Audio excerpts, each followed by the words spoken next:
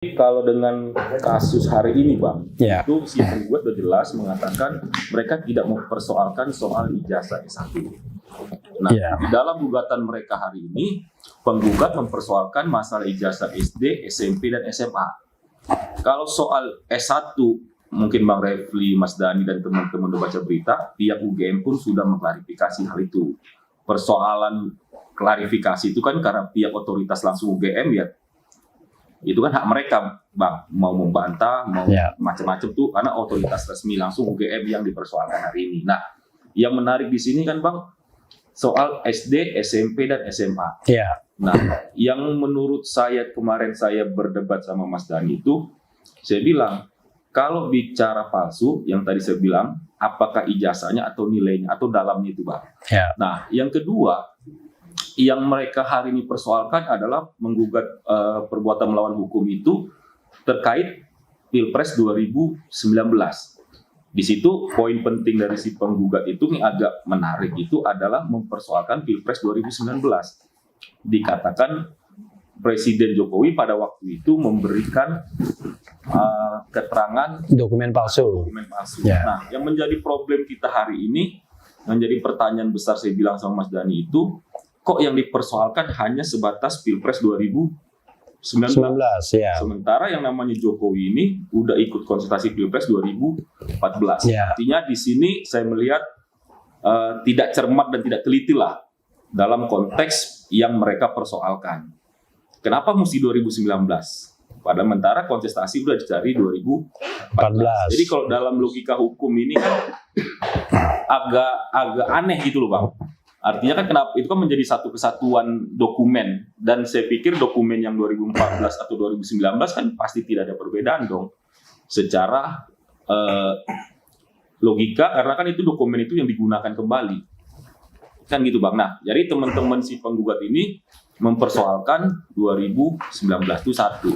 Yang kedua yang menarik itu turut tergugatnya, Bang. Ya. Artinya turut tergugat ini yang saya baca di media itu, satu Presiden secara langsung, kedua MPR, ketiga Dikti, dan yang keempat KPU. Yang kedua KPU. Iya, maksudnya 4 hal itu. Ya, jadi tergugat satunya Jokowi, KPU, tergugat 2 KPU, tergugat 3 MPR, tergugat 4 Dikti. Nah, yang menjadi aneh ini kan Bang Refli juga selain ahli hukum juga kan seorang praktisi hukum nih, Bang, lawyer. Ya. Lawyer ini kan kalau turut tergugatnya kurang itu kan pasti bisa kemungkinan kan gugatan itu kan bisa antara ditolak atau dilanjutkan. Tapi yang menarik di sini dari turut tergugatnya itu tidak ada misalnya kepala sekolah SD, tidak ada kepala sekolah SMP, tidak ada kepala sekolah SMA, yang mana ketiga orang ini kan mengeluarkan produk yang namanya ijazah tersebut. Nah, di sini agak aneh gitu, Mas. Kalau secara hukum kan kalau turut tergugatnya kurang itu kan ya berarti kan yang lu persoalkan ijazah, masa yang mengeluarkan ijazah nggak lu gugat, kurang lebih seperti itu, Mas. Nah, yang kedua kayak kata Bang Refli tadi, mereka ngotot yang membuktikan itu harus presiden sendiri. Misalnya ini loh yang asli, yang nggak begitu, Mas. Karena di dalam hukum itu ada namanya asas hukum. Nggak, yang bilang gitu siapa? Yang mana? Yang bilang kalau yang bilang harus presiden sendiri siapa yang bilang? Ya itu teman-teman yang penggugat meminta agar Presiden Jokowi hadir ke pengadilan untuk membuktikan bahwasanya ini loh yang asli. Maka mereka kan mendalilkan ini palsu. Nah, sementara bagi mereka menganggap harus Jokowi sendiri yang membuktikan itu. Yang benar gimana? Nah, ini ada asas hukum. Bang Refli sebenarnya lebih paham. Asas hukum ini saya baca ini agak bahasa bahasa Latin lah. Yang mana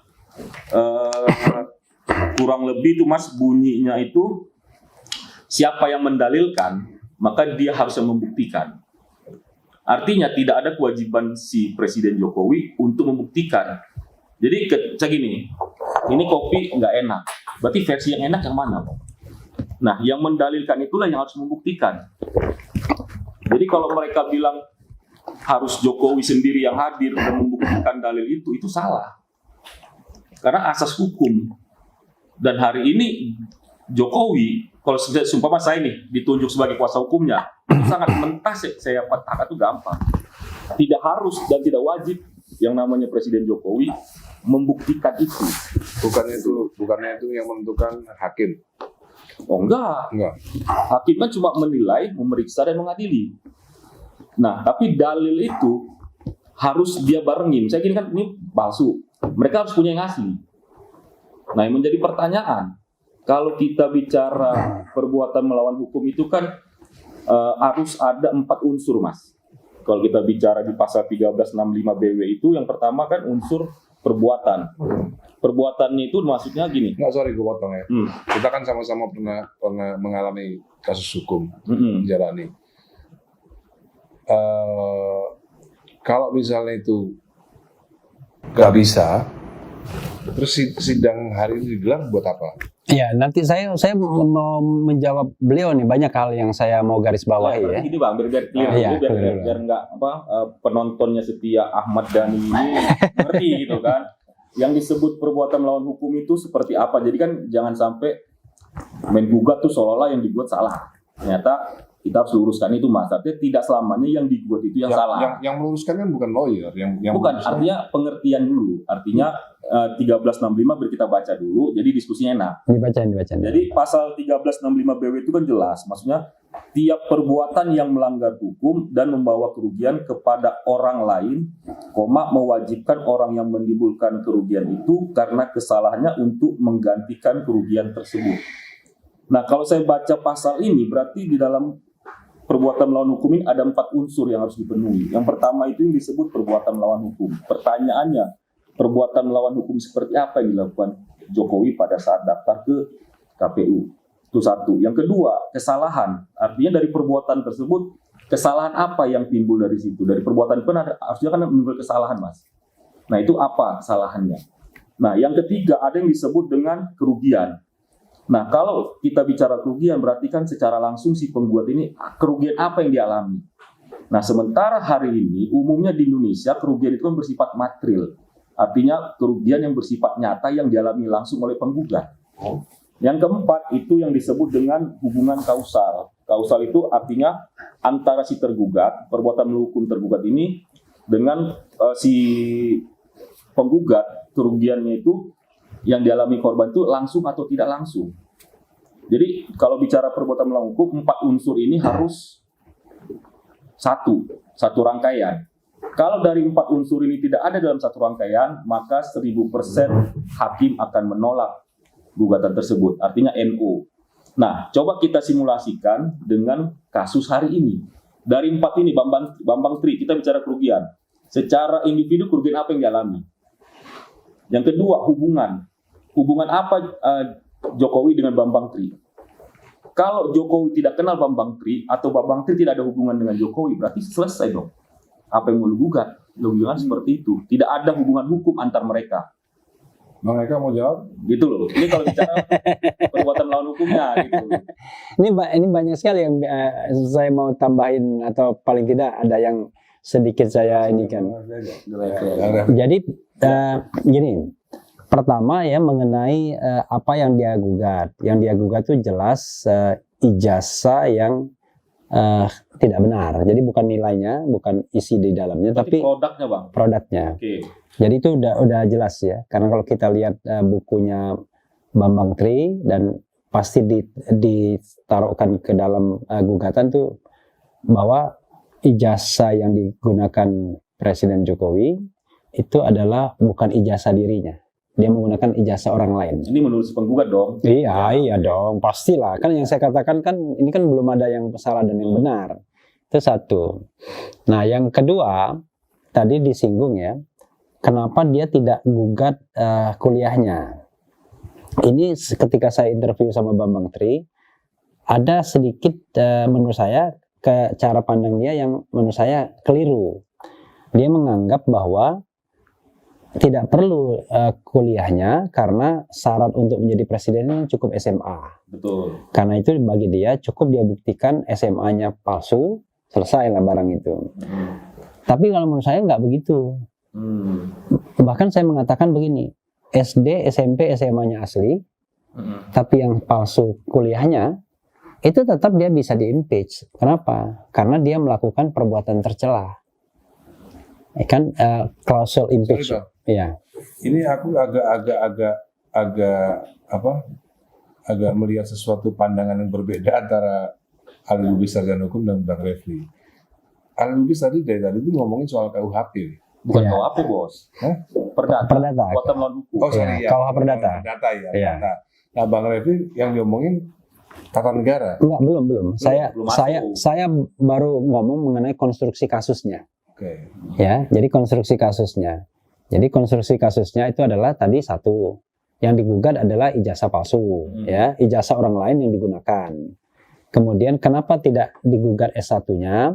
Karena kata Bambang Tri, kan SMA syarat untuk menjadi presiden. Padahal saya katakan, kalaupun ijazah SD, SMP, SMA-nya itu asli, dan yang palsu itu sarjananya, itu tetap ada konsekuensi pemberhentian presiden.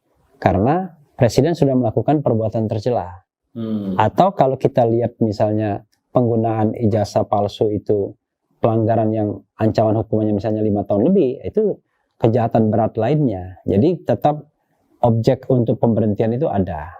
Itu satu. Jadi karena itu menurut saya kalau dia menemukan bukti bahwa ijazah, ya. Kan Ali tadi bilang, kata dia kalau tidak ada kerugian di pihak Bambang Tri, Nanti itu belum.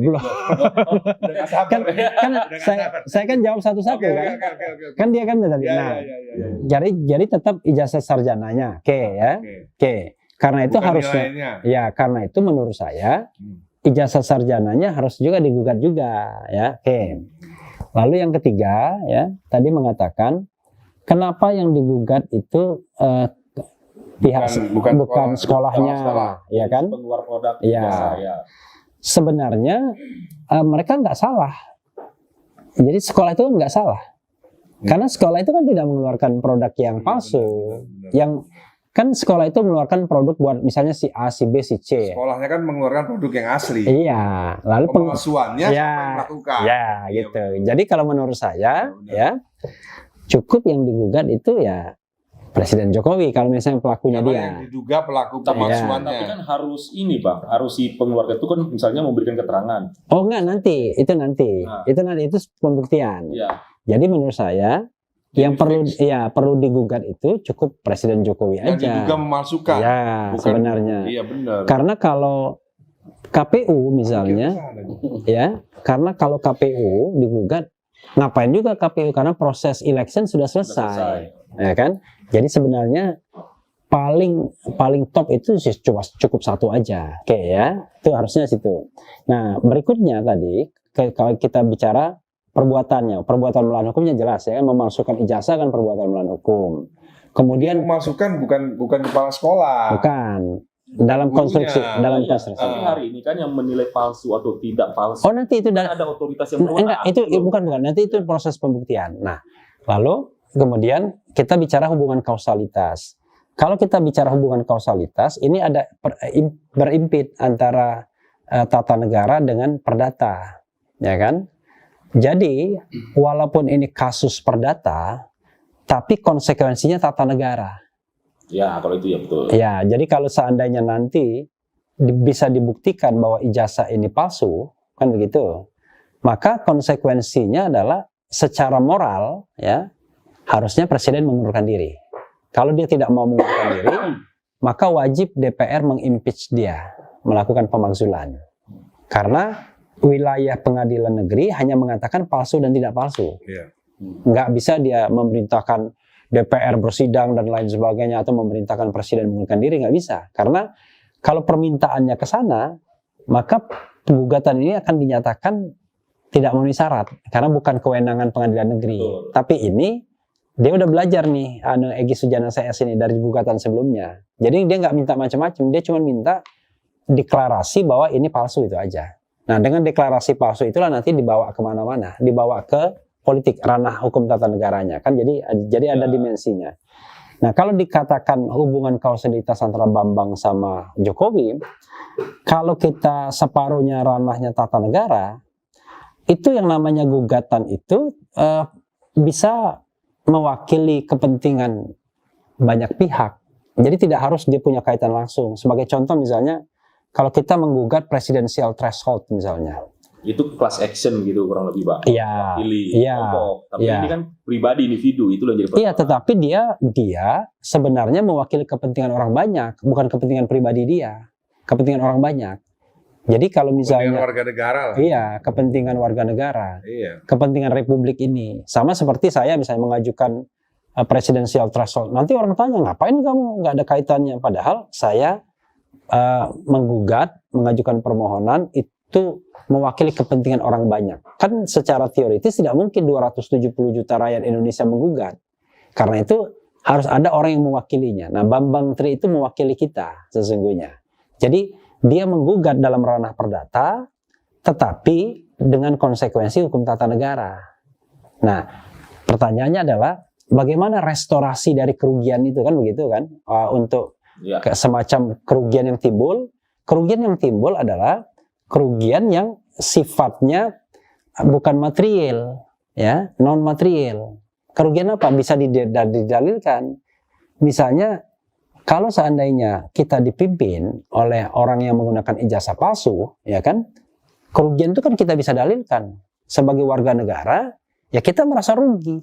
Malu itu kan immaterial. Iya, misalnya kita bisa merasa malu, merasa muka kita dicoreng, ya kan. Nah, karena itu harus direstorasi. Nah, restorasinya adalah deklarasi oleh pengadilan mengatakan itu palsu, maka tindak lanjutnya untuk itu adalah DPR harus melakukan proses impeachment atau yang bersangkutan diminta untuk mengundurkan diri. Tapi sekali lagi, pengadilan tidak berhak untuk memerintahkan.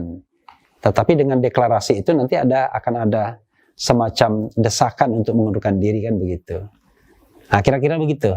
Ya, gitu. Ini menarik Bang ya tadi yang saya bilang tadi itu kalau bicara gugat ini kan yang kita bacakan PMH Bang, bukan class action, itu satu. Kalau tadi yang Bang Refli bilang mengatakan mewakili dan lain-lain itu kan sifatnya class action. Berbeda kalau uji materi di Mahkamah Konstitusi. Kalau di Mahkamah Konstitusi kan syaratnya kan warga negara Indonesia. Bang lebih paham lah kalau soal MK dan Konstitusi. Berbeda dengan PMH perdata di Pengadilan PN.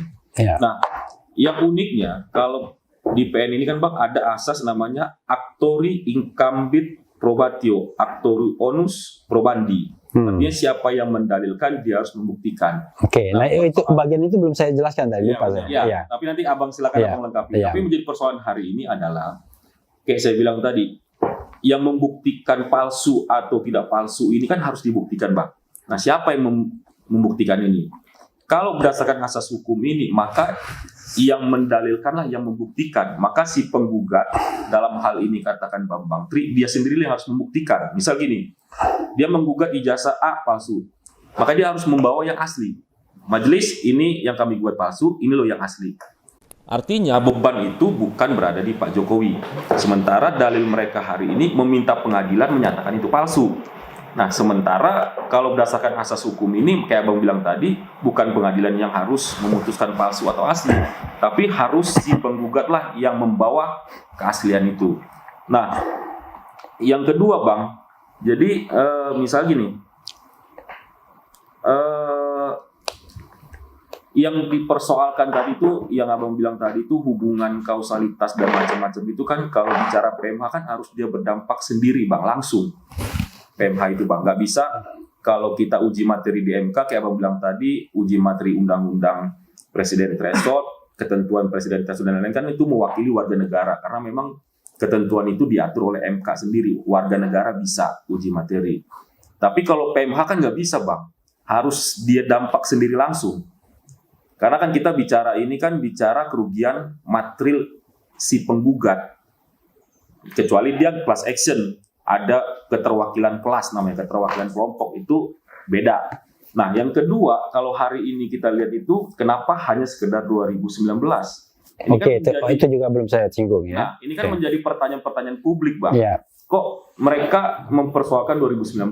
Artinya kayak saya bilang tadi, kalau saya ditunjuk jadi pengacaranya Presiden Jokowi, dalil-dalil seperti ini tentu sudah dapat dan sangat mudah dipatahkan. Dan yang kedua, apakah si penggugat pernah investigasi? Contohnya gini Bang, mereka menganggap SD, SMP, SMA, ijazah semua palsu.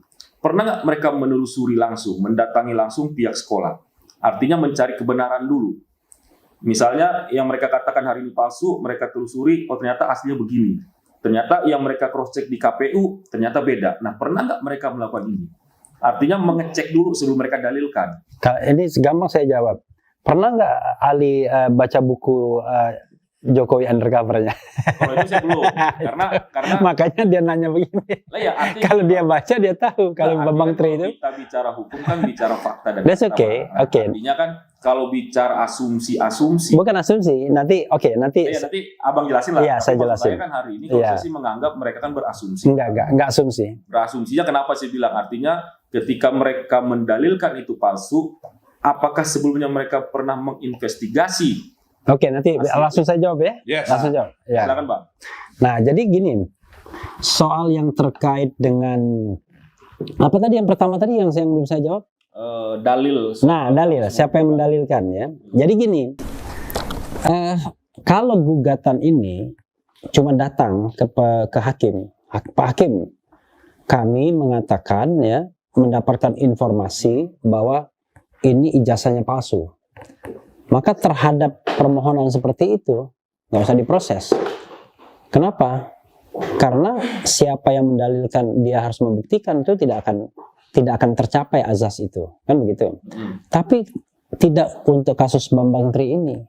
Jadi Bambang Tri itu kalau kita baca Jokowi Undercover, dia sudah melakukan investigasi. Makanya dia bisa membuat buku ratusan halaman. Jadi dia sudah datang ke sekolah, datang ke... Sorry aku potong Bang. Iya, Jadi Ali ini kan belum baca Jokowi Undercover 2. Jadi sebenarnya gini Li, investigasinya itu ada di buku itu. Di buku itu ada. Gitu. Nah, Paham. jadi dari Jokowi Undercover itu dia sudah mendapatkan sejumlah dokumen. Bahkan di situ disebutkan ada perbedaan, ya kan, antara ijazah asli sama ijazah tidak aslinya. Kemudian Photoshop dan lain sebagainya, nama yang berbeda, kemudian nomor seri dan lain sebagainya, termasuk Nama juga dekan. ya nama dekan, ada kesalahan tertulis SMA 6 Jogja padahal SMA 6 Surakarta. SMA 6 Jogja itu yang Hari Mulyono itu. Nah, itu sudah lengkap apa yang diinvestigasi oleh Bambang Tri itu. Makanya dia berani membuat sebuah buku. Pertanyaannya, apakah itu valid apa enggak? Nah, Ya. untuk mengetahui valid apa enggak, kan pengadilan. Makanya dia gugat ke pengadilan. Nah, ketika dia menggugat ke pengadilan, tentu dia sudah mendalilkan palsu berdasarkan hasil investigasi dia, dan itu akan menjadi barang bukti dia. Oke. Nah, berdasarkan gugatan tersebut, kan hakim harus mendengarkan kedua belah pihak. Nggak boleh dia satu pihak. Karena kalau hakim cuma mendengarkan satu pihak, maka pihak yang digugat akan dirugikan. Maka dia panggil Jokowi, panggil MPR, panggil KPU, panggil Kemendikbudristek. Nah, dengan memanggil kedua belah pihak itu, dia akan memenuhi azas hukum untuk mendengarkan audi et al. Trampartem, mendengarkan kedua belah pihak. Nah, kalau seandainya misalnya dikatakan, wah, yang menggugat, yang mendalilkan, wah, itu udah menang dia. Karena dia sudah membawa bukti. Justru yang harus dilakukan pihak Jokowi ini adalah membantah bukti yang dibawa oleh Bambang Tri itu, penggugat. Karena penggugat itu membawa bukti. Nah, pertanyaannya adalah bagaimana membantah dalil itu? Ya kan? Orang gampang mengatakan tunjukkan ijazah aslinya untuk membantah. Maka semua dalil itu walaupun dia sampai ratusan halaman akan gugur. Itu yang namanya alat bukti mahkota. Kan kira-kira begitu. Anda mau ngomong apapun nih aslinya. Tetapi pernyataan-pernyataan dari teman Pak Jokowi di Ambarukmo, pernyataan dari UGM, pernyataan dari kemarin ada Pak Bambang yang datang yang tadi, Teman sekolah dan itu nggak bernilai. Bukan bukti material. Iya, bukan. Tidak bernilai karena bukan itu bukti mahkotanya. Itu petunjuk. Itu petunjuk. Ya, petunjuk bahwa dia pernah kuliah, pernah sekolah dan lain sebagainya. Tapi alat bukti mahkotanya itu adalah ijazah aslinya. Nah, ijazah asli itu dipegang Jokowi, tidak dipegang sekolah. Jadi sekolah kalau ditanya mana ijazah aslinya, ya mana tahu saya udah kasihkan. ya kan? SD, SMP, kuliah juga begitu. Jadi ketika UGM mengatakan dia asli, nah UGM hanya mendasarkan diri pada catatan administratif bahwa si X ini pernah kuliah tahun 80, keluar tahun 85. Jadi sebatas dicatat. Iya, tapi jangan lupa Bambang Tri mendalilkan enggak. Pak Jokowi kalau dia sekolah terus 81 dia baru lulus sekolah. Jadi nggak mungkin dia masuk 80 karena dia Sri Adiningsi mengaku bahwa dia teman SMP. Sri Adiningsi sekolah terus ya lulusnya 81. Nah, kenapa 80? Saya sudah ceritakan tadi karena dia menggunakan ijazah orang tahun 80 dan menurut dalil Bambang Tri Jokowi nggak pernah kuliah. Gitu. Menurut Bambang Tri. Iya dong, kita kan harus menurut penggugat. Ini kan proses pembuktiannya kan belum. Kita tidak tahu siapa yang benar, siapa yang salah. Tapi sekali lagi, Yang penting itu sebenarnya harus kita dibuktikan. nggak boleh punya asumsi bahwa Jokowi pasti benar, Jokowi pasti salah. iya, Ya, nggak boleh. Harus pembuktian. nggak Gitu. boleh. Tapi yang Bambang menarik- Tri pasti nipu. Iya, Nggak boleh. nggak boleh. Tapi yang menarik Mas, kalau bicara tadi, kita bicara proses hukumnya. Mungkin kalau bicara dari segi buku yang ditulis dan lain-lain, mungkin apa yang disampaikan Bang Refli kan berdasarkan buku tersebut. Tapi kalau bicara proses hukum hari ini, maka kalau kita kaitkan dengan asas yang tadi disampaikan Bang Refli itu, makanya ada istilah kalau si penggugat tidak bisa mendalilkan atau membuktikan gugatannya Mas, maka si tergugat itu terbebas untuk membuktikan. Artinya kayak saya bilang tadi, kalau bicara proses hukum, lu yang gugat palsu, mana aslinya. Jadi Jokowi ini nggak kayak kata Bang Refli, nggak mesti serta-merta dia berkewajiban membuktikan kalau bicara gugat perdata. Karena kalau bicara palsu dan asli hari ini ada namanya ranahnya pidana, itu bisa kepolisian yang ngecek. Artinya gini, kalau disangkakan palsu, berarti kan dia bisa dong membuat dokumen palsu, itu pasal 263 kalau dipidana. Tapi kan enggak, kenapa dia membawa ke pengadilan, gitu loh Mas. Dan dia gugat itu perbuatan melawan hukum secara pribadi, beda dengan class action kalau ini disampaikan Bang Refli tadi, mewakili kelompok, dia satu mewakili 270 juta. Itu hal yang terpisah kalau bicara proses hukum yang mereka tempuh hari ini, gitu loh Mas. Jadi yang saya persoalkan itu Bang, sesungguhnya proses hukumnya Bang. Kalau proses yang Abang bilang tadi berdasarkan buku dan lain-lain, itu mungkin kan sepihak. Dan belum tentu valid kalau kata Bang Refli. Jadi akhirnya pertanyaannya seperti ini, seandainya ada seseorang yang ragu, terus bagaimana cara menggugatnya? Kalau misalnya memang Bambang Tri ini yakin kalau ada ijazah palsu, pembuktiannya gimana? Jadi gini, Bisa pakai ini Bang, lapor polisi Mas. Artinya gini, sorry, ya, biar agak clear dulu. Misalnya menyatakan kayak contoh sertifikat. Mas Dhani mengatakan bahwasanya sertifikat yang dipegang si A palsu. Kenapa Mas Dhani bisa bilang palsu? Berarti megang asli. Iya dong. Kalau nggak, dasar hukumnya apa Mas Dhani bilang itu palsu? Artinya Mas Dhani pegang yang asli. Minimal pernah lihat yang asli. Minimal. Baru bisa mendalilkan itu palsu. Sehingga dengan langkah hukum pertama adalah lapor ke polisi. Itu namanya pasal 263. Dokumen palsu. Pembuat dokumen palsu. Nah, dalam konteks hari ini si Bambang Tri, pertanyaannya apa pernah dia lihat yang asli? Satu. Apa pernah atau dia pegang yang asli produknya? Juga belum tentu. Kalau berdasarkan investigasi mungkin dia cuma mengaitkan tanggal tahun. enggak juga dia lihat. Bahkan dia lihat, dia foto. Makanya dia dapat foto-foto itu. Aslinya dari lihat di mana Bang? Kan berarti Aslinya kan kan dipegang Jokowi kayak Abang bilang. bukan. Kan gini, ketika kita bicara tentang keaslian sebuah dokumen itu tidak mesti di Jokowi sendiri. Karena begini, bisa jadi di Jokowi itu tidak ada yang aslinya. Hati-hati. Bisa jadi nggak ada. Contoh ya, saya kasih contoh. Dia menyertakan ijazah tahun 80. Padahal harusnya dia tamat SMA 81. Kalau dicari aslinya nggak ada di Jokowi. Karena dia menggunakan fotokopi pasti. Yang aslinya punya orang. Tahu kan? Ini asli, ini fotokopi, lalu diperbaiki namanya, dan lain sebagainya. Nah, karena itu, dalam proses pembuktian, seorang Bambang Tri, dia akan mencari ijazah tahun 81 itu yang pernah keluar itu seperti apa formatnya. Nah, salah satu yang dia permasalahkan adalah format. ternyata ijazah tahun 81 begini formatnya. Ijazah tahun 80 begini formatnya. Termasuk nomor induk. Ketika misalnya Pak Jokowi mengklaim nomor induk dia 8 berapa 200 sekian, Mbak Menteri mengatakan nggak mungkin. Karena itu cuma 4 kelas. Satu kelas isinya 40. Ya kan? 40 kali 4 cuma 160, nggak mungkin 200-an. Ya kan, itu kan semua kan petunjuk. Nah, juga ketika ijazah S1. Ketika ijazah S1, dia bandingkan dengan ijazah-ijazah yang keluar pada tahun yang sama. Ijazah yang keluar pada tahun yang sama itu misalnya hurufnya biasanya menggunakan huruf indah. Huruf indah kan? Tulisannya. Ya, tulisan indah kan? Wah, Refli Harun. Tapi untuk kasus Joko Widodo, tulisan biasa, tulisannya Joko Widodo ditulis begitu doang. Coba lihat di bukunya itu. Nah, karena itu kan satu petunjuk. Oh, ternyata berbeda. Lalu kanan kirinya ada nomor yang versi yang ijazah dikeluarkan itu. Di Pak Jokowi nggak ada nomornya. Lalu di buku alumni tertulis asal SMA-nya SMA 6 Yogyakarta. SMA 6 Yogyakarta itu menurut Mbak Menteri sekali lagi Hari Mulyono.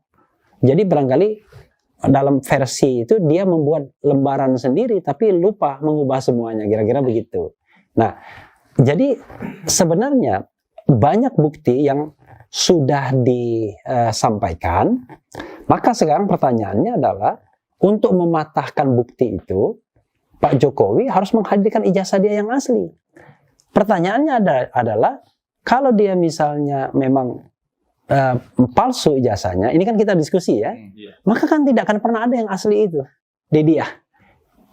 Karena yang asli itu punya orang lain, paham kan maksud saya? Tahu. Iya kan? Jadi kalau misalnya, tolong Anda bawa ijazah yang belum tentu ada. Kalau memang ada, case close, selesai. Nggak gini, Bang. Gitu. Untuk lebih meluruskan satu hal ya. Iya. Pak Presiden itu wajib nggak datang ke pengadilan untuk memberikan ijazah yang asli? Wajib nggak hukum? Jadi bukan dia yang diwajibkan, tetapi hakim wajib memanggil. Oke. Jadi hakim wajib memanggil karena hakim tidak boleh berat sebelah. Ini ada gugatan dan gugatannya ini membawa bukti. Hakim tidak boleh sembunyi-sembunyi lalu tiba-tiba memutuskan dan membenarkan tanpa mendengarkan pihak yang digugat. Maka kemudian pihak yang digugat dipanggil juga. Hakim juga nggak bisa memutuskan bahwa ini adalah ijazah asli. Kalau misalnya tergugatnya tidak hadir dan tidak menggunakan kesempatan untuk membantah dalil yang disampaikan oleh penggugat, maka hakim bisa membenarkan itu. Karena gugatan penggugat dengan bukti-buktinya tidak dibantah. Artinya dianggap benar. Nah, gitu. Gimana Pak? Jadi, Prosesnya berarti gimana prosesnya? Kalau soal wajib hadir, mungkin benar yang disampaikan Bang Refli, tapi wajib membuktikan itu tidak wajib. Tetap dibebankan kepada si pendalil. Enggak, memang ini dia nggak salah. Ini dua hal terpisah, Mas. Iya, dia nggak salah. Ini mesti paham dulu nih. Wajib hadir, artinya dipanggil pengadilan secara resmi karena tergugat, atau wajib membuktikan. Kalau wajib hadir, sesuai kata Bang Refli, namanya kalau panggilan sidang itu namanya relas. Ketika tergugat pasti dipanggil oleh majelis. Panggilan 1 nggak datang, panggilan 2. Kan gitu. Makanya kalau ini disebutlah putusan perstek. Tapi dalam konteks gugatan perdata ini, kalau Pak Jokowi tidak mesti hadir juga bisa. Artinya bisa dikuasakan. Oh iya, jelas. Nah, artinya melalui pengacara. Itu sah, Mas. Tapi apakah kembali wajib membuktikan? Tidak wajib. Ini nggak wajib. Nah, artinya juga kalau tidak dibuktikan, artinya hakim bisa memutuskan bahwa itu palsu. Bisa, karena Bisa. dia tidak membawa yang asli si penggugat. Nah itu loh. Oh bukan begitu. Mas Randi bilang kalau misalnya Jokowi tidak mengkanter, sebenarnya gini, bukan membuktikan. Jadi kita harus balikin ke terminologi yang benarnya. Jadi terminologi yang benarnya memang beban pembuktian itu pada penggugat. Karena dia mendalilkan, maka dia harus membuktikan, ya kan? Sementara pihak tergugat itu punya option, apakah dia membantah atau tidak. Contoh misalnya, wah ngapain gugatannya ngawur, saya bantah, nggak ada penting-pentingnya, ya kan? Nah, tetapi untuk menghormati pengadilan dia tetap hadir karena bisa diputus di luar kehadiran first take itu di luar kehadiran tergugat. Nah, tapi persoalannya adalah dalam kasus Bambang Tri ini justru Presiden Jokowi harus mematahkan apa yang didalilkan oleh Bambang Tri itu. Karena Bambang Tri itu tidak datang dengan kosongan. Dia datang dengan sejumlah bukti. Gitu loh. Dengan sejumlah dalil. Dan itu hasil dia investigasi yang menghasilkan buku dengan ratusan jumlah halaman dengan gambar-gambar dan bukti-bukti. Itu dalil tidak meyakinkan hakim. Misalnya dalil itu tidak meyakinkan hakim gimana? Loh, misalnya hakim itu kan harus memutus berdasarkan alat bukti. Alat buktinya tidak dibantah. Kan di dalam kasus pidana sama perdata beda. Dalam kasus pidana, hakim mencari kebenaran material. Contohnya begini. Orang ini nggak bunuh, tapi semua saksi mengatakan bunuh. Tapi hakim merasa yakin dia nggak bunuh. Maka berdasarkan keyakinan hakim bisa membebaskan dia. Tapi kalau perdata, hakim melihat bukti formilnya. Jadi contoh misalnya, Ali sama saya utang piutang. Tahu utang piutang, Mas Dhani tahu. Tapi di pengadilan dia nggak bisa membuktikan bahwa saya berutang sama dia. Suratnya nggak ada, apanya nggak ada. Karena formil sifatnya, hakim mengatakan nggak ada utang piutang itu. Nah, ini formilnya Bambang Tri mengatakan ini ijazahnya palsu, buktinya ini dan lain sebagainya. Nah, bukti ini harus dibantah. Kalau nggak dibantah, maka hakim hanya punya ada bukti ini doang. Gitu loh. Bukti material. Iya, buktinya cuma ini doang. Yang nggak dibantah. Nah, gitu. tapi ada yang menarik Mas, sebelum menuju pembuktian, Bang, ini saya potong. Kayak saya bilang tadi, yang namanya PMH itu perbuatan melawan hukum harus ada unsur. Unsurnya itu ada 4 tadi yang disebut satu kesatuan. Kalau unsur PMH-nya tidak dapat tidak mengalami satu kesatuan unsur tadi, maka hakim dalam putusan sela bisa menyatakan itu NU. Gugatannya ditolak sebelum menuju pembuktian. Kalau tadi kata dinyatakan tidak dapat diterima. Ya, artinya ketika tadi Bang Refli bilang misalnya Jokowi melalui kuasa hukumnya harus membuktikan yang asli pada saat itu pada saat proses pembuktian. Tapi sebelum menuju pembuktian harus ada yang namanya unsur tadi itu harus satu kesatuan, Mas. Kalau nggak ada unsur dari 4 itu, maka gugatan tidak dapat diterima, artinya ditolak. Nah, pertanyaan saya bilang tadi, ketika PMH ini, yang dirugikan apa? Yang kerugiannya Bambang Tri ini apa secara materi? Karena ini PMH loh, bukan class action. Artinya dia pribadi. Dan dalam gugatan ini dia tidak mengajak orang sebagai penggugat. Tidak mewakili kelompok apapun. Dia pribadi loh.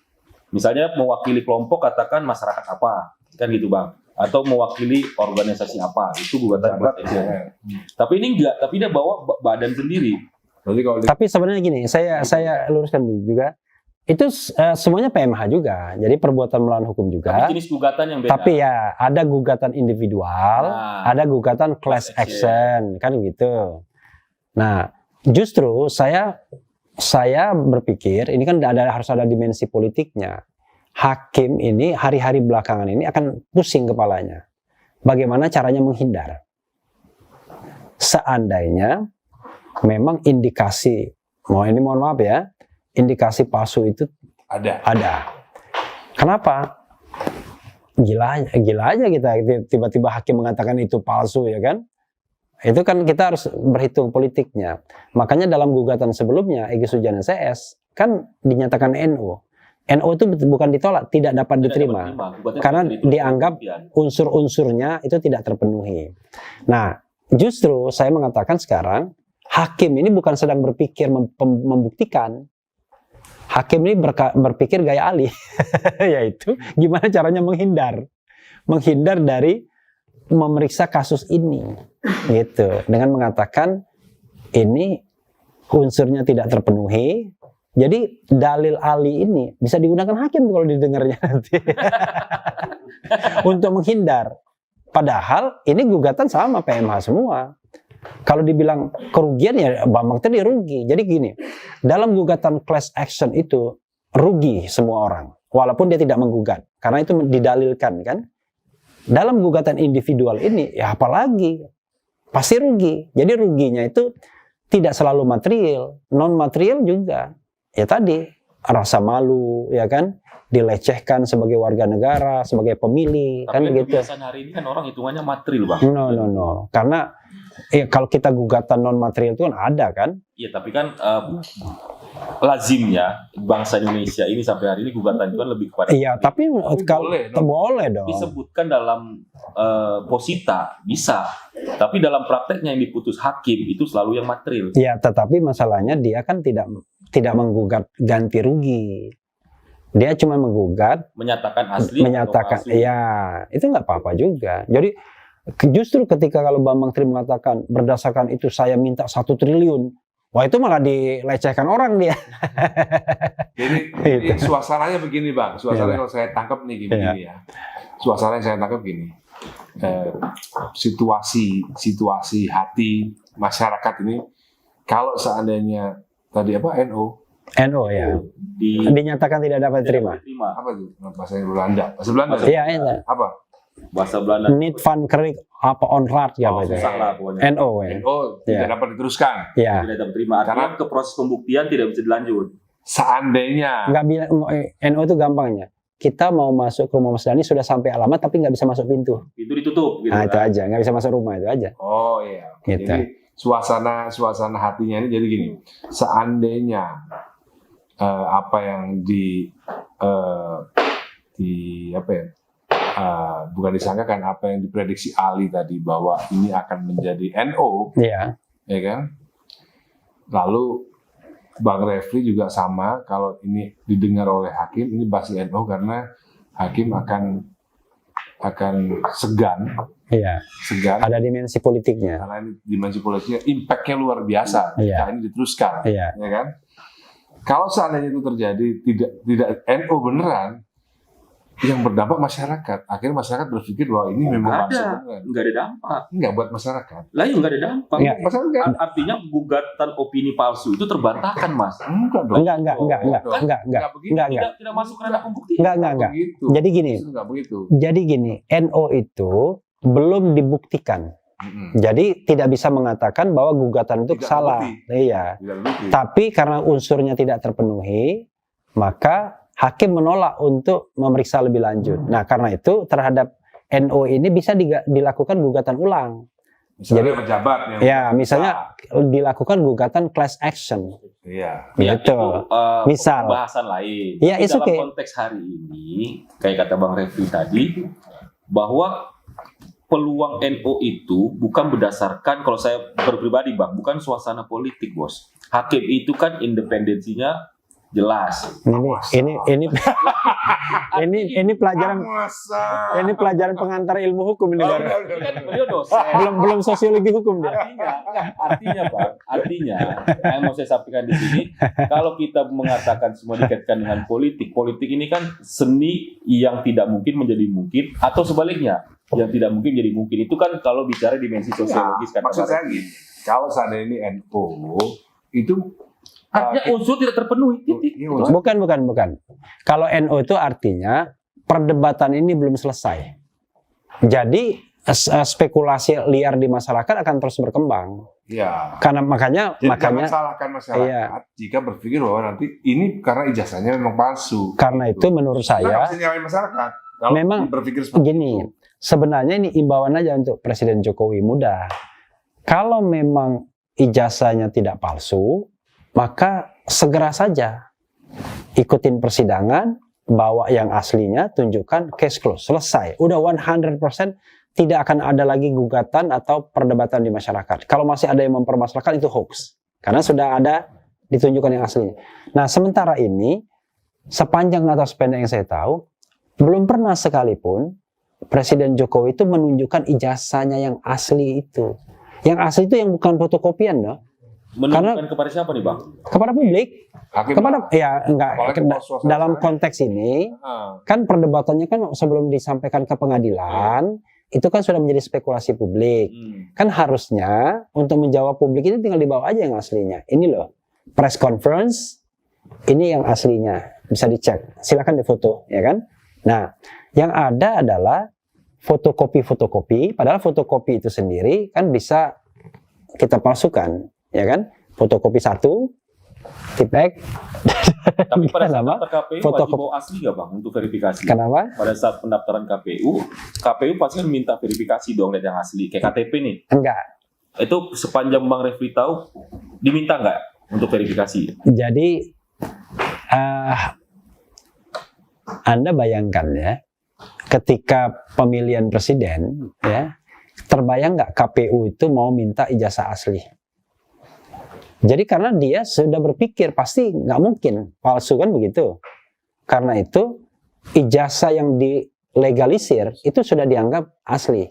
Kan ijazah kan harus dilegalisir. Betul. Pertanyaannya siapa legalisirnya? Ya sudah, asumsinya adalah yang bersangkutan kan, universitas atau SD, SMP, sekolah yang bersangkutan. Padahal legalisir pun bisa dibikin di luar juga kan, karena kan fotokopiannya. Nah, kalau kita bicara tentang kehati-hatian, harusnya apapun yang dilegalisir, ketika dipanggil harus ditunjukkan aslinya. Buat verifikasi. Buat verifikasi. Bayangan saya dalam kasus ini, mungkin enggak. Karena KPU berpikir, masa kelasnya presiden kok kita kayak bisa seperti... aja mungkin juga, ya diverifikasi kan. Oke. Gitu, Bang. Oke, karena itu... Nggak liar gitu loh Bang. Enggak. Saya enggak bicara liar. Iya. Ketika itu memang kemungkinan diverifikasi, maka KPU harus memberikan keterangan di dalam persidangan bahwa kami sudah lakukan verifikasi terhadap yang aslinya. Maka hakim bisa memerintahkan, oh kalau begitu tolong pihak tergugat satu hadirkan yang aslinya. Kenapa? Karena kita ingin mencari kebenaran yang material, bukan kebenaran formil. Nah, yang dilakukan oleh presiden dan punggawa-punggawanya menurut saya tidak produktif kalau memang dia punya yang aslinya. Kenapa? Mengumpulkan teman misalnya, lalu ada teman yang memberikan statement, lalu kemudian bantah-membantah di media massa dan media sosial. Padahal ranahnya udah ranah Iya, pengadilan. saling ejek-mengejek, menangkap Bambang Tri, kan kira-kira begitu, sama Gus Nur. Sehingga orang bertanya, ini simple, tunjukin aja yang aslinya, selesai. Kok ribet amat, ya kan? Misalnya gini, Ali mengatakan ijazah saya palsu. Udah, saya balik ke rumah, saya kumpul, asli, gitu. bawa yang asli, selesai. Nah, memang dalam teori perdata, Ali ngomong, yang buktikan kan Ali. Oke, tapi kan nama buruknya di saya. Sebagai orang yang pengen nama baiknya terpelihara, saya harus defense dong. Langsung pada kesempatan pertama, nih, kalau kamu ngomong lagi palsu, saya tuntut kamu. Kan kira-kira begitu setelah saya tunjukkan yang aslinya. Nah, itu yang belum pernah dilakukan oleh presiden sepanjang atas pendek pengetahuan saya. Jadi dia belum pernah press conference, entah presidennya, entah setneknya, yang mengatakan dan membawa yang asli itu.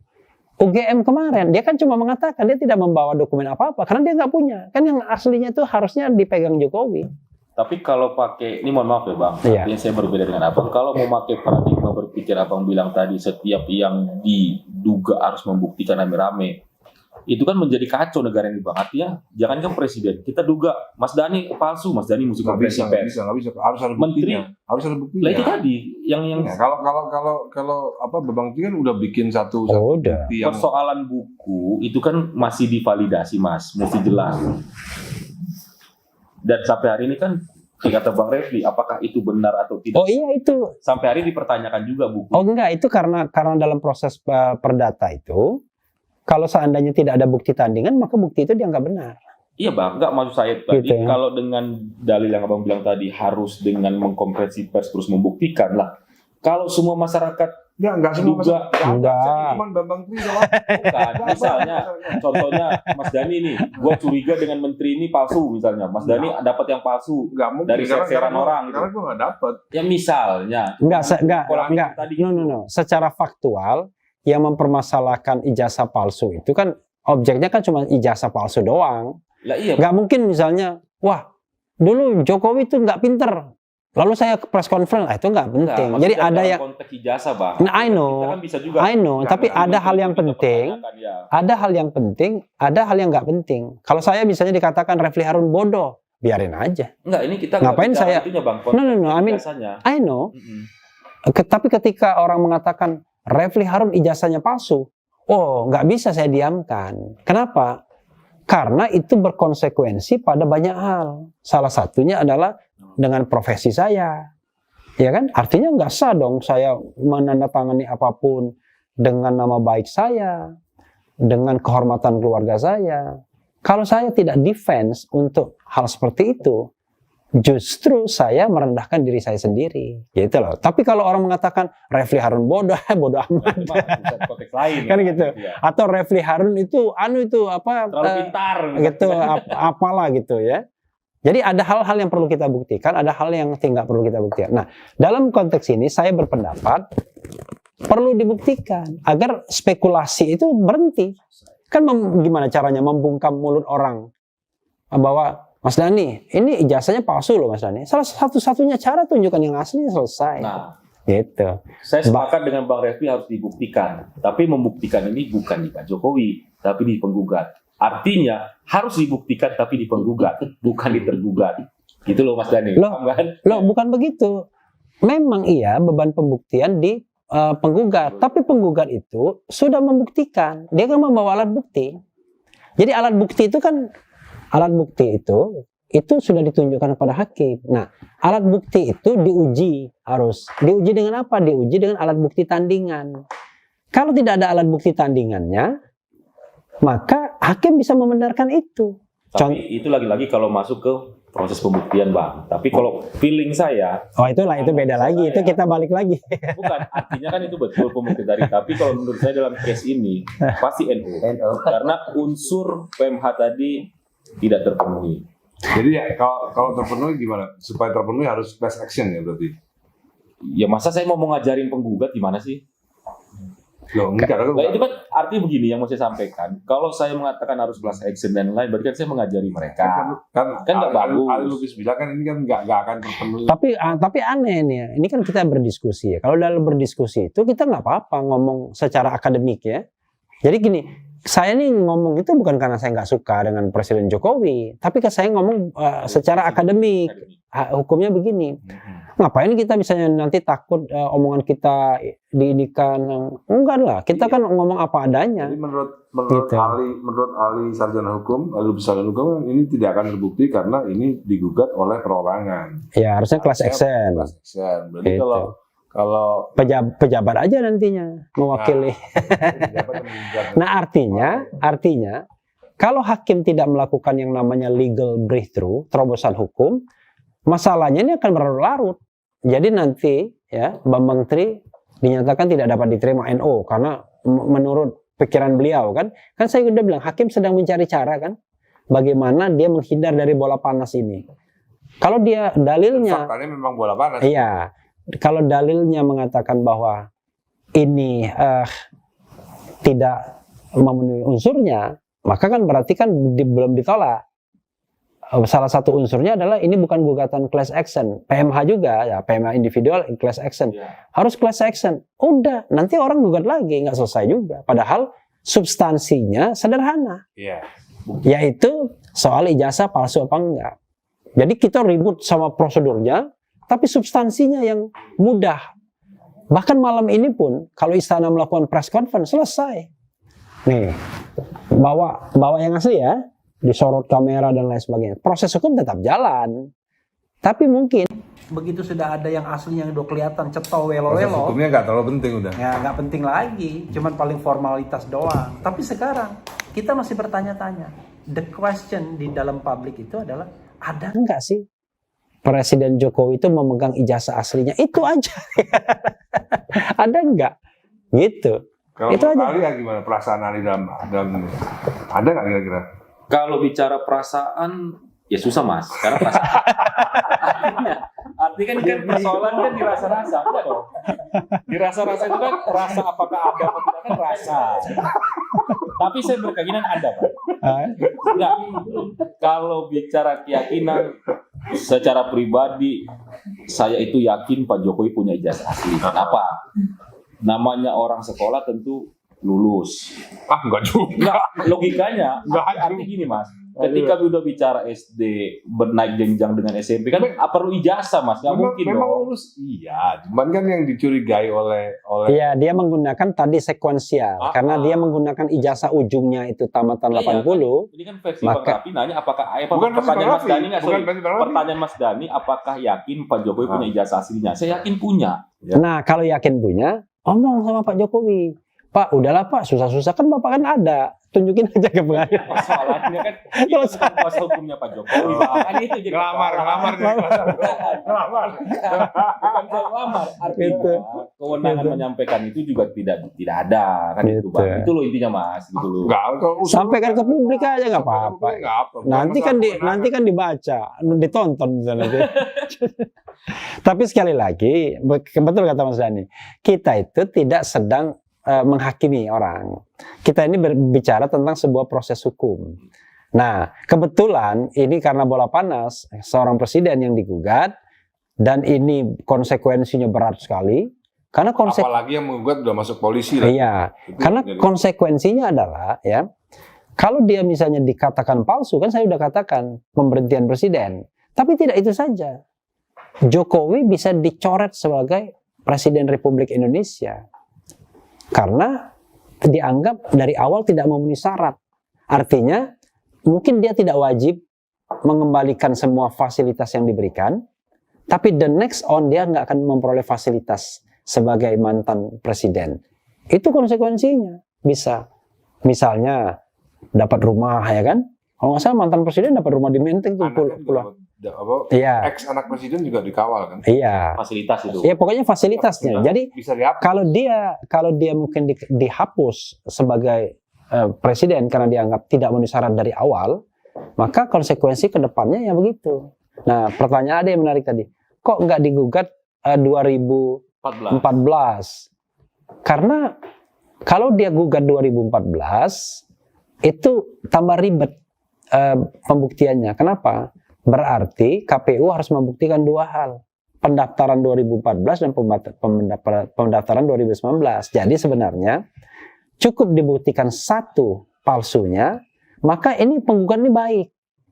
Yang dihapuskan itu cuma 2019, 2024. Iya. Tapi kan Baik. menjadi problem lagi, Bang, kalau Abang bilang tadi, itu kan nggak bisa dipisahkan dengan momen 2014. Nah, gini. Sama. Iya, Juga. itu tergantung DPR-nya nanti. Dalam proses impeachment pemakzulan. Itu. Jadi, apakah kemudian nanti Donald Trump ketika dia sudah selesai masa jabatan dia tetap dimakzulkan kan? Walaupun nggak berhasil kalau nggak salah. Saya lupa ingat, tapi yang jelas ketika dia sudah berhenti, proses pemakzulan tetap jalan. Kenapa? Karena untuk konsekuensi ke depannya dia tidak boleh lagi nyalon misalnya. Karena dianggap melakukan kesalahan. Nah, ini ke depannya dia dicoret tuh dari daftar Presiden Republik Indonesia itu. Misalnya, karena dianggap dari awal dia tidak memenuhi syarat. Nah, sebenarnya kepentingan dia kan hanya mengatakan ini ijazahnya palsu. That's all. Konsekuensi politiknya itu diserahkan pada proses politik DPR, MK, sama MPR. Karena hukum itu kan tidak hanya law on the paper, tapi law in action.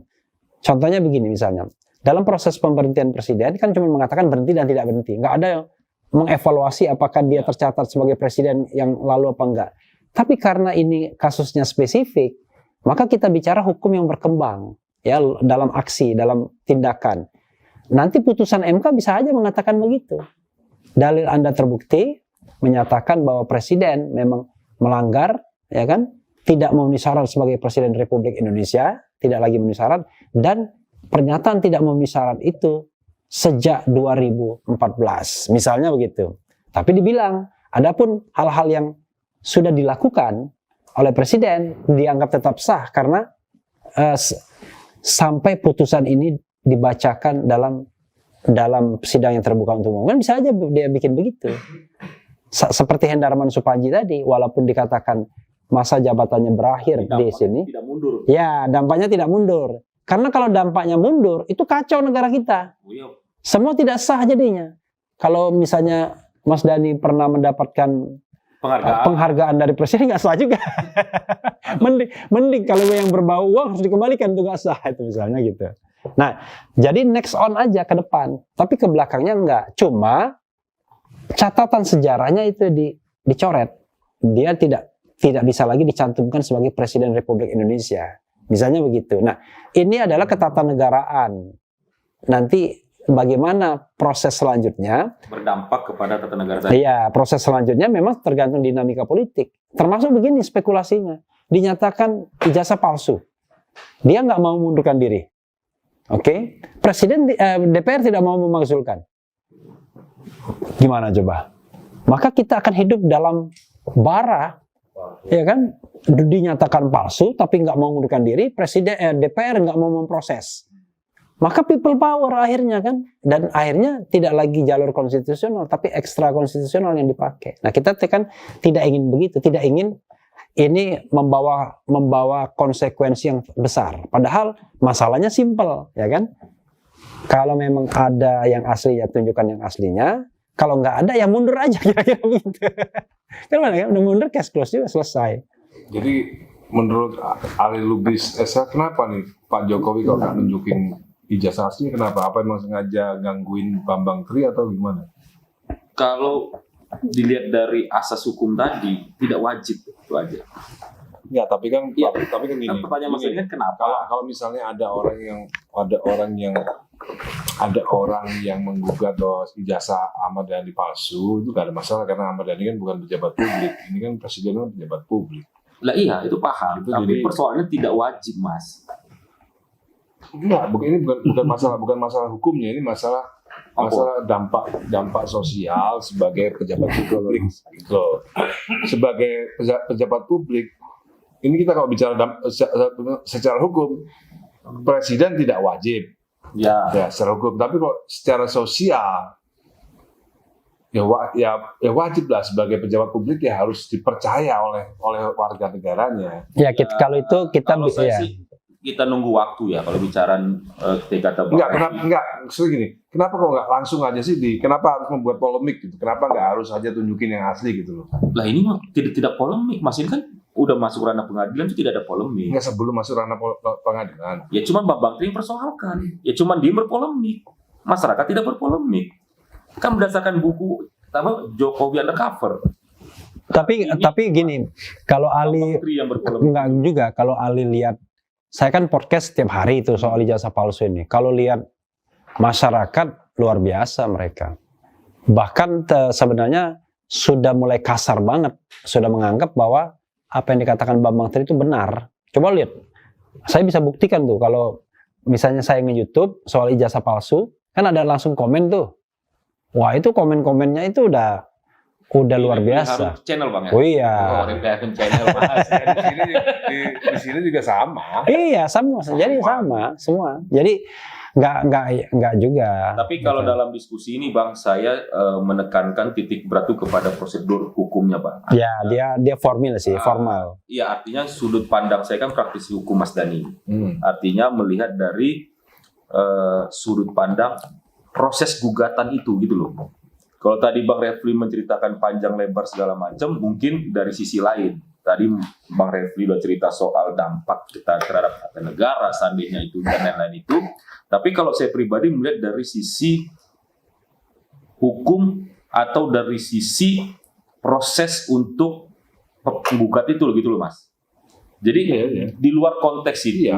itu kan masih antara valid dan tidak valid. Udah, kalau dari sisi hukum itu nggak perlu tanya lagi kan. Kan Nah. sudah jelas, Ali Lubis sarjana hukum mengatakan bahwa ini pasti NO karena ini adalah bukan class action. Kan udah jelas. Unsurnya tidak terpenuhi. Iya, gue nggak nanya lagi kalau itu. Ya, makanya. Ya, dan itu pendapat. Dan jadi kita hormati aja pendapatnya kan. Nah, sekarang kita beranjak kepada aspek non hukumnya. Aspek non hukum yang kita harus kita garis bawahi adalah yang namanya good governance, clean government, tata kelola pemerintahan yang baik. Dalam tata kelola pemerintahan yang baik itu ada kewajiban-kewajiban publik bagi pejabat publik. Jadi walaupun dia tidak tertulis dalam undang-undang, Maka dalam proses, dalam teori tentang tata kelola pemerintahan yang baik itu, hal-hal yang baik yang sudah dipraktikkan di negara-negara lain itu bisa dipakai juga di Indonesia. Contoh misalnya, Bang ya. ya transparansi, Misalnya, ya kan, akuntabilitas. Jadi kalau kita bicara transparansi dalam konteks ini, ya presiden harus transparan. Transparan itu menunjukkan ada nggak ijazahnya. bukan aspek hukumnya ya. Iya, bukan aspek hukum, tapi aspek tata kelola pemerintahan yang baik. Kenapa? Karena dia public official, pejabat publik. Karena dia pejabat publik, dia ada kewajiban publik. Beda sama kita. Contoh misalnya, saya boleh terima apa aja. Mau terima mercy, boleh. Saya juga. Iya kan? Risiko itu saya juga mau. Terima apapun, apa bisa boleh. Karena saya bukan pejabat publik. Tapi once Anda menjadi pejabat publik, terima sesuatu lebih dari 1 juta aja nggak boleh.